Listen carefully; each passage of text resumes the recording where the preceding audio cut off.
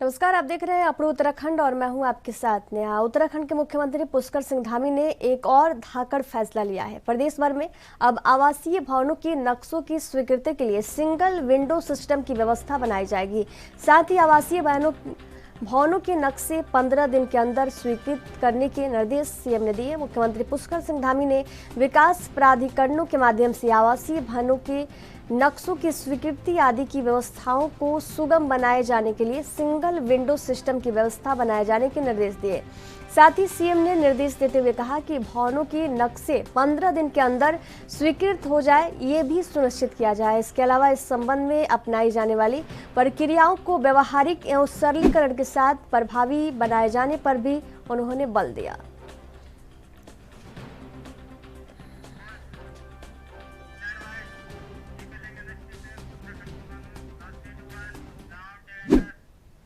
उत्तराखंड में सशक्त भू कानून को लेकर मुख्यमंत्री पुष्कर सिंह धामी ने स्थिति स्पष्ट करते हुए कहा कि राज्य में भू कानून लागू करने को लेकर सरकार पूरी तरह से तैयार है और इसके लिए प्रतिबद्ध है। उन्होंने कहा कि जल्द ही बैठक में इस प्रस्ताव को रखा जाएगा। मुख्यमंत्री ने कहा कि हमारी सरकार के लिए जन भावनाओं का सम्मान सर्वोपरि है। मीडिया कर्मियों से औपचारिक बातचीत में मुख्यमंत्री धामी ने कहा कि भू कानून के लिए गठित समिति की रिपोर्ट को कैबिनेट की बैठक में रखा जाएगा। जनता की भावनाओं के अनुरूप सशक्त भू कानून राज्य में लागू करने के लिए हमारी सरकार प्रतिबद्ध है।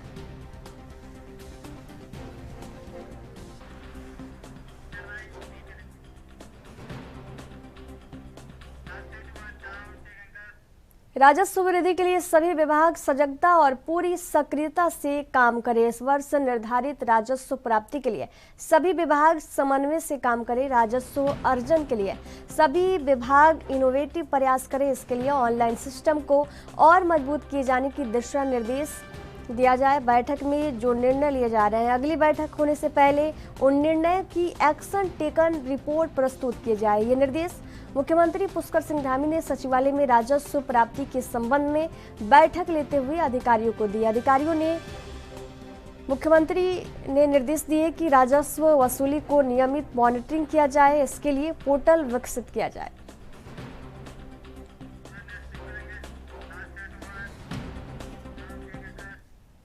बागेश्वर विधानसभा उपचुनाव के लिए कांग्रेस ने अपनी तैयारियां तेज कर दी है। कांग्रेस के प्रदेश अध्यक्ष करण माहरा ने कहा कि अगर सब कुछ ठीक रहा तो बीजेपी वहां पर अपना जमानत भी नहीं बचा पाएगी। हालांकि कांग्रेस प्रदेश अध्यक्ष ने पहले भी पंचायत विधानसभा उपचुनाव का उदाहरण देकर कहा कि वहां पर कांग्रेस को कार्य नहीं करने दिया गया, बूथ एजेंट को बैठने नहीं दिया गया और प्रत्याशी 4 घंटे तक डीएम के कार्यालय के बाहर धरने पर बैठे रहे और उनसे डीएम ने मुलाकात भी नहीं की। कांग्रेस अध्यक्ष ने कहा कि हमने भी काफी पहले से ही अपनी तैयारी कर रखी है और चुनाव के लिए पूरी तरह से तैयार है। जी, बागेश्वर चुनाव के नोटिफिकेशन जारी हो गया है, किस तरह की तैयारियां हैं? हम पूरी तरीके से तैयार हैं। मैं और यशपाल आर्या जी पहले ही वहां दौरा करके आ चुके हैं। उसके अलावा हमारे सारे फ्रंटल प्रकोष्ठ के जो अध्यक्ष गण हैं वो अपनी पूरी टीमों के साथ वहां दौरे कर चुके हैं। एससी सेल के अध्यक्ष तो 3 बार वहां दौरा कर चुके हैं और प्रदीप टमटा जी भी 1 या 2 बार वहां दौरा कर चुके हैं। हमारी बूथ लेवल पर हमारी पूरी तैयारी है और बागेश्वर में बहुत सारे इश्यूज हैं। जैसे पहले 2 आत्महत्या जो हुई थी जिला विकास प्राधिकरण में, बागेश्वर में हुई थी, उसको लेकर नाराजी है। चंदन राम दास जी की बेटी को लेकर जो प्रकरण उठा है, नौकरी वाला, हम नंबर लाके नौकरी वाला, वो इशू है। खनन के बहुत सारे इश्यूज वहां आए हैं। उसके अलावा बेटियों के संग जो अत्याचार इस प्रदेश में और पूरे देश में हो रहा है वो वहां चर्चा का विषय है। महिलाओं में बहुत अवेयरनेस है और जो बेरोजगारों के ऊपर लाठीचार्ज हुआ है, जो पेपर लीक हुए, ये सब चर्चा के विषय हैं। तो इस बार बहुत सारे इश्यूज हैं जिनको लेके कांग्रेस उतरेगी। डर केवल एक है कि प्रशासन का जिस तरीके से गलत इस्तेमाल चंपावत के चुनाव में हुआ था। कांग्रेस के प्रदेश अध्यक्ष करण माहरा ने कहा कि कैबिनेट का एक मंत्री का निधन हुआ और बीजेपी सिंपैथी गेन करने की कोशिशों में जुट गई, जबकि अभी तक बीजेपी को अपना कैंडिडेट डिक्लेयर कर देना चाहिए था। इससे अंदाजा लगाया जा सकता है कि बीजेपी इस बार बागेश्वर उपचुनाव नहीं जीतने वाली। वहीं दूसरी ओर राहुल गांधी की रोड मैप को लेकर कांग्रेस प्रदेश अध्यक्ष ने कहा कि अभी हमने कुछ लोगों की सुझाव लिए हैं और कुछ कमेटी का गठन किया है जो रूट तैयार होंगे। उन्होंने बताया कि 7 दिन के अंदर अंदर सभी चीज क्लियर हो जाएगी और पार्टी के बड़े नेता सभी चीज फाइनल कर देंगे। इसके बाद आखिर में सीनियर नेताओं से बातचीत की जाएगी। अभी हमने सबके सुझाव लिए हैं। उन सुझावों में हमने निश्चित ही कुछ कमेटियों का गठन किया है जो रूट इत्यादि तय कर रहे हैं, और उसको हमने 7 दिन का टाइम दिया है। 7 दिन में सारी चीजें फाइनलाइज हो जाएंगी, तो उसके बाद जो हम लोग हैं सारे सीनियर्स बैठ के उसमें तय करेंगे कि उसमें कितना रखना है, कितना हटाना है, और उसके बाद उस ड्राफ्ट को लेकर हम दिल्ली भी जाएंगे वेणुगोपाल जी से और खड़गे साहब से और राहुल जी से उस पर चर्चा करके उसको फाइनल रूप देंगे। सिंपैथी लेने की बात कर रहे हैं, एक मंत्री बना है कैबिनेट का, आप उसके बाद भी अभी तक अपना कैंडिडेट डिक्लेयर नहीं कर पाए हैं, तो इससे उनकी परेशानी को समझा जा सकता है। बागेश्वर उपचुनाव की तारीख की घोषणा के साथ ही बीजेपी ने तैयारी का दावा किया है। वहीं बीजेपी प्रदेश अध्यक्ष महेंद्र भट्ट ने कहा कि उपचुनाव में पार्टी पिछली बार से जोरदार जीत दर्ज करेगी, जल्द प्रत्याशी का ऐलान किया जाएगा। वहीं माना जा रहा है कि बागेश्वर में बीजेपी सहानुभूति कार्ड खेल सकती है। साथ ही पूर्व कैबिनेट मंत्री चंदन रामदास के निधन के बाद खाली हुई इस सीट पर उनके किसी परिजन को ही टिकट दे सकती है। बता दें कि बीजेपी ने बागेश्वर उपचुनाव की तैयारी काफी पहले से शुरू कर दी थी। इसके तहत कैबिनेट मंत्री सौरभ बहुगुणा और प्रदेश महामंत्री राजेंद्र बिष्ट को चुनाव प्रबंधन की जिम्मेवारी सौंपी जा चुकी है। पार्टी के राष्ट्रीय महामंत्री संगठन बीएल संतोष भी उपचुनाव को लेकर राज्य के वरिष्ठ पदाधिकारियों और स्थानीय नेताओं से बातचीत कर चुके हैं। माना जा रहा है कि अब जल्द ही पार्टी की ओर से प्रत्याशी चयन के लिए पैनल गठित किया जाएगा।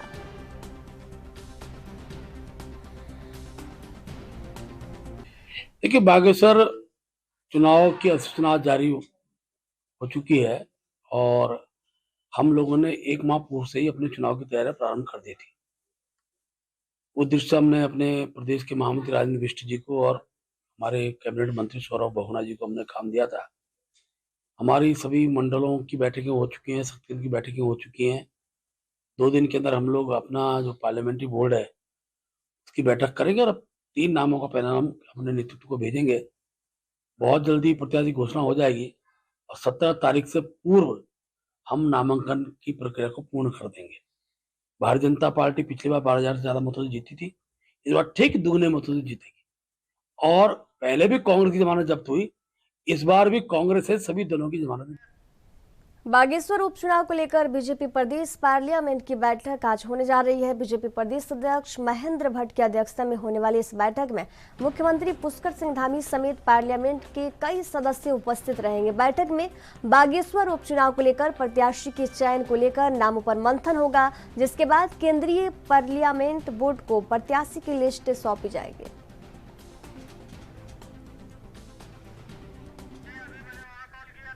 भारतीय जनता पार्टी की स्टेट पार्लियामेंट्री बोर्ड की बैठक आज होने वाली है, जिसमें बागेश्वर चुनाव को लेकर के विचार विमर्श किया जाएगा और बागेश्वर चुनाव में प्रत्याशी के संदर्भ में जो नामों का पैनल तैयार किया जाता है, इस बैठक में नामों का पैनल तैयार करके केंद्रीय पार्लियामेंट्री बोर्ड को भेजा जाता है और उसमें पैनल तैयार किया जाएगा। इसके साथ ही बागेश्वर चुनाव प्रबंधन को लेकर के भी इस बैठक में विचार विमर्श किया जाएगा, जिसमें पहले से ही भारतीय जनता पार्टी के द्वारा हमारे कैबिनेट मंत्री हैं आदरणीय सौरभ बहुगुणा जी और हमारे प्रदेश के जो प्रदेश महामंत्री हैं आदरणीय राजेंद्र बिष्ट जी, उनको बागेश्वर विधानसभा उपचुनाव के लिए प्रभारी बनाया गया है। और साथ ही हमारे केंद्रीय राज्य मंत्री आदरणीय अजय भट्ट जी और हमारे वहाँ के सांसद आदरणीय अजय टमटा जी को विधानसभा उपचुनाव बागेश्वर के लिए उनको भी जिम्मेदारी सुनिश्चित की है। उनके लिए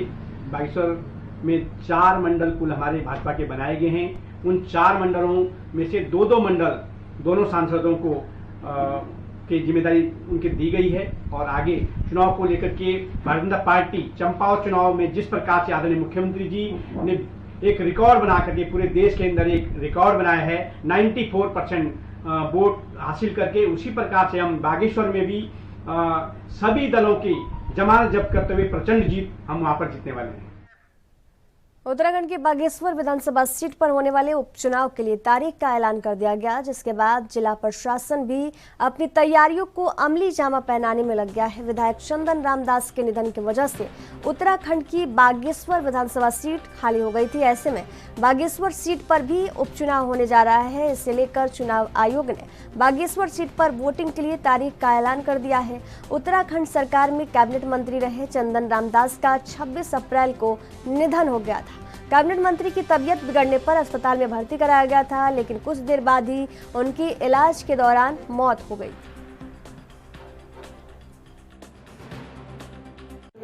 विधानसभा का जो चुनाव है बागेश्वर विधानसभा का, ये हमारा रिजर्व सीट का चुनाव है। और जैसा कि आप अगर यहाँ पर हमारे लगभग 1,18,225 वोटर हैं और हमारे 84 बूथ पर ये चुनाव हो रहे हैं। और हमारी जो तैयारियां हैं वो पूरी हो गई है। परसों भी हमारी मुख्य निर्वाचन अधिकारी ने एक समीक्षा बैठक ली थी, आज भी समीक्षा बैठक ली है।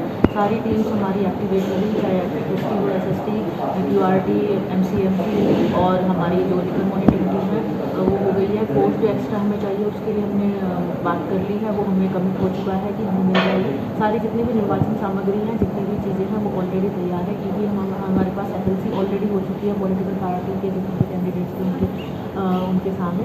और हमारा पूरे इलेक्शन को लेकर पूरी तैयारी है। Route chart, post deployment plan, जितना भी प्लान है वो बन चुका है। सेक्टर जोनल सब अपॉइंट हो चुके हैं। 28 सेक्टर में बांटा है, 3 जोनल लगाए हैं, एक जोन को हमने और बढ़ाया है, क्योंकि 22 का सीजन है तो एक और एक्स्ट्रा हमने जोन बनाया है। और इसके साथ ही हमने इस बार सभी अलग अलग सभी पोलिंग बूथ्स के लिए अलग अलग एक की गाड़ी की व्यवस्था की है। सभी में GPS ट्रैकिंग की व्यवस्था की गई है। पोलिंग पर्सनल जितने भी हैं उनको सब हमारे पास सर्टिफिकेट नंबर में है। जितने भी हमारे पोलिंग पर्सनल्स हैं सबका एंट्री हो चुकी है, उनका रैंडमाइजेशन फर्स्ट हो जाएगा। वो शेड्यूल हमने एज पर दी गाइडलाइंस निकाल दिया है। और EVMs के भी जो भी हमारी डेटा एंट्री थी वो सब हमारी ऑलरेडी हो चुकी है। टेंट और सामग्री और जितने भी टेंडर थे ऑलरेडी हमारे फ्लोर हो चुके हैं। आचार संहिता लगने से पहले ही हमारे सबको बन चुके, उनका नोटिफिकेशन हो चुका है। तो हम पूरी तरह से इसके लिए तैयार हैं। हमारे पास चैलेंज रहेगा क्योंकि अभी आपदा का पीक सीजन है और बारिश भी लगातार बढ़ रही है। उसके दौरान हमें इलेक्शन कराना है और उसके लिए हम लोग पूरी तरह तैयार हैं। और हम फॉर्चुनेट है कि हमारे पास 2 SDM और एक्स्ट्रा हमारे पास आ गए हैं, कल ही आ गए हैं। तो हम लोग इफेक्टिवली उसको डील कर पाएंगे आपदा के साथ साथ हम। और हमने ये पहले ही ध्यान रखा है कि हमारा चुनाव जो है आपदा सीजन में होना है, बारिश के दौरान होना है। तो जो भी सामग्री और जो भी प्लान बनाए गए हैं वो आपदा को मद्देनजर रखते हुए बनाए गए हैं, चाहे वो रास्तों के लिए हो चाहे पोलिंग बूथ के लिए हो। तो उसके लिए हमको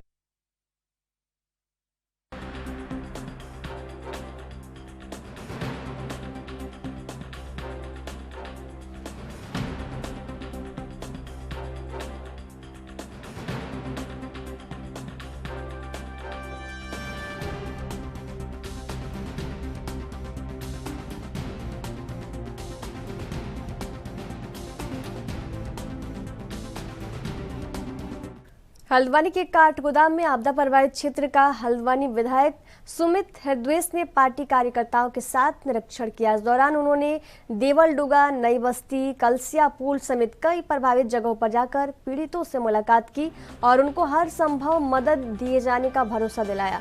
उन्होंने राज्य सरकार से अपील की कि आपदा पीड़ितों को उचित मुआवजा दिया जाए, क्योंकि प्रशासन द्वारा फौरी तौर पर जो सहायता दी जा रही है वे बेहद कम है।